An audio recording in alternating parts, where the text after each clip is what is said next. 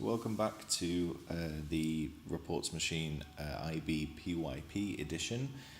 This is a following video from the introduction. We're now going to go into the system and look at how to change the comments that are used within it. If you've stumbled across this video, please watch the introduction first because this will make a lot more sense if you do it that way around. I'm going to look at the units of inquiry UOI1 comments used just for this video because the way you write the comments within the reports machine is the same. Regarding it doesn't matter if you use the PYP, the MYP, or even the British curriculum systems. The way it works in the background is very similar, so you'll be able to apply your knowledge and share your learning here with other colleagues as well from other departments. So if we look at the unit of inquiry, it's built up out of a series of sentences, and these sentences are picked depending on this data input. If we now look at the comments for UOI1, this is the comment bank for this particular report generation. We've got UI name, so we're looking at communities here, and we've got a table of comments here. Now, this is quite a long table, but don't let that put you off, because as soon as you've done this once, you'll very easily be able to adjust the comments much more quickly for future units and for future years. And once you've got it all set, you'll never have to write a report again. So as you can see, we've got sentence 1, sentence 2, sentence 3, that should say, apologies, and sentence 4.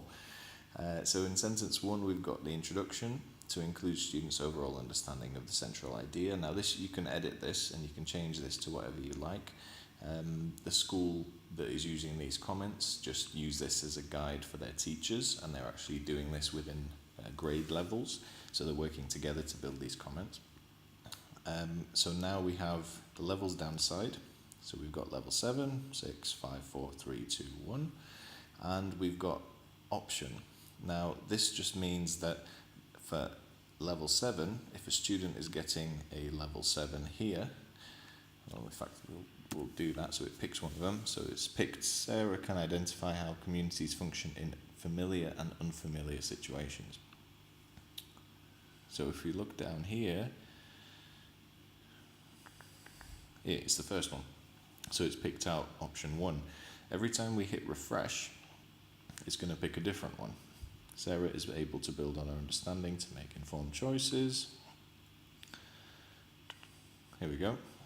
So it's picked option 4. So it just picks one of these at random to put as the first comment.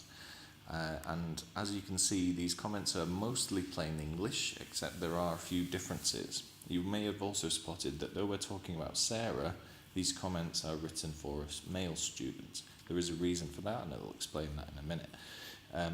If you want to change one of these comments, all you need to do is either double click into the box, and then you can edit it inside the box, or you can just edit it up here. So I'm just going to put test, test, test at the end. And when you go back into the system, if I click refresh a few times, you should find, there it is, Sarah can identify how, test, test, test. So that just shows you that these comments are live, and that as soon as you edit them here, they start to become part of the system, and you are able to start seeing them in your generated comments. Now, if the reason there's 5 of them is to give the report a bit more variation. If you do not want to use 5 different options, and say you can only think of one option, it's okay just to copy it 5 times. So it will still do the background picking of a random one of these 5 options, but they're all the same. So in your situation, it will always come out the same. It does look better though if you do have 5. If you can't think of 5, maybe you could think of maybe 3 different ones, or 2 different ones. So we'll have those 2 and we'll have those 2. So those 3, sorry, and those 2, and it's going to sort of cycle in between one of these every time you press refresh. So you fill these in for each of those, and this is for sentence 1.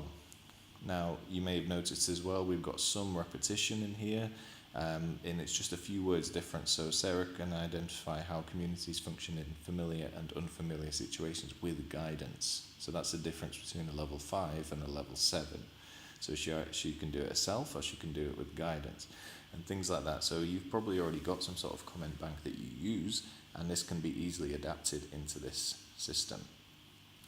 You may have noticed as well that there is no comment for level 1. For these particular comments, it is highly unlikely that a student would ever get a level 1, and if they do, they would probably require very specific individual comments written solely by the teacher and not generated, so that's fair enough. You don't have to use all of these, just remember that if you're going to leave one of these blank, then you can just make sure that you're only assigning levels 2 to 7, for example. Now, moving on to efforts and knowledge. So this sentence depends on 2 things, and it depends on the effort score here from 1 to 3 and the knowledge score from 1 to 3. So, sorry, I'll just get back there.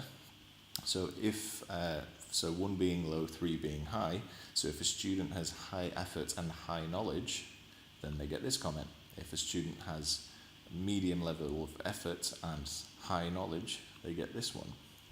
If the student's got high effort, or medium effort and low knowledge, they get this one. So if you have a look at, you can pause the video, or you can have a look on the example system available to download. You in your own time, you'll see the slight differences in how these are written just to correspond to that data.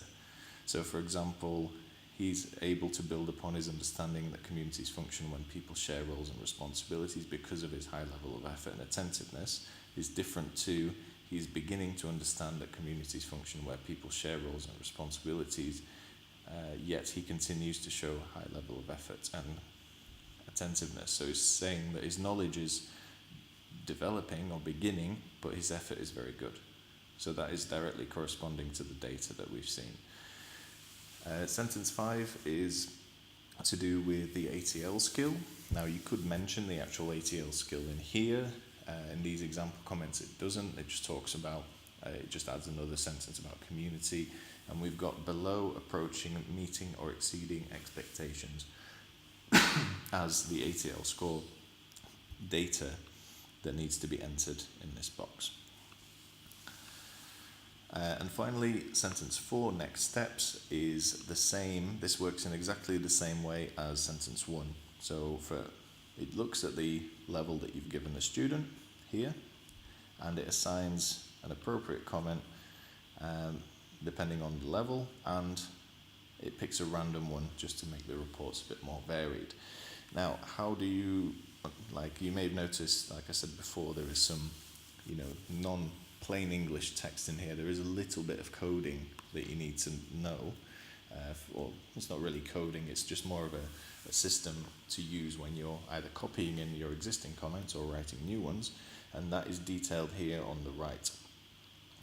So if I go across, and I'll just show you this example. So we've got this original example. Say this is a comment that you have written as part of your comment banks from the past.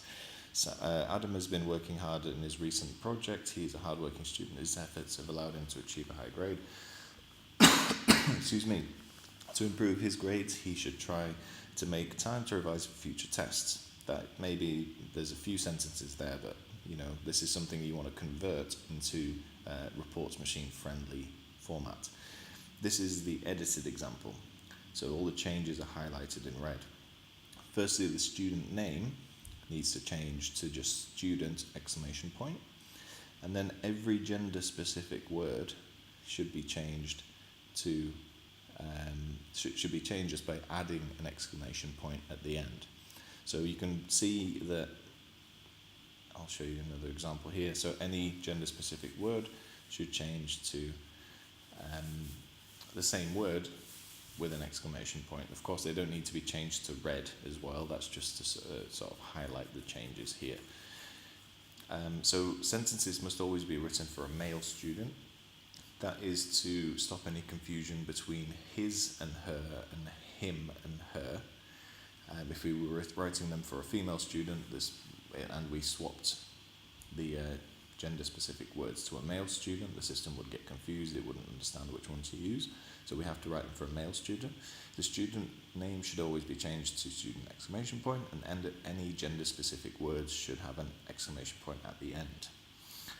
Please also note that the capitalization of these words matters, so make sure you're writing them in the correct way, just with an exclamation point. And that's really it. The only other thing you can include, although there is no mention of term in this particular example, I'll show you one from the maths or from the language comments. Let's have a look. Right, so sentence one, this is, as you can see, they're all very similarly laid out, the comment banks. So this is for language arts. And again, we've got sentence one, sentence two, and so on. And in sentence one, we've got this mention of term exclamation point. So if you would like to be able to change the time period of the report just by typing a different time period in here, you will have to also use, for any time you mention a time period, just change it to term exclamation point. Okay?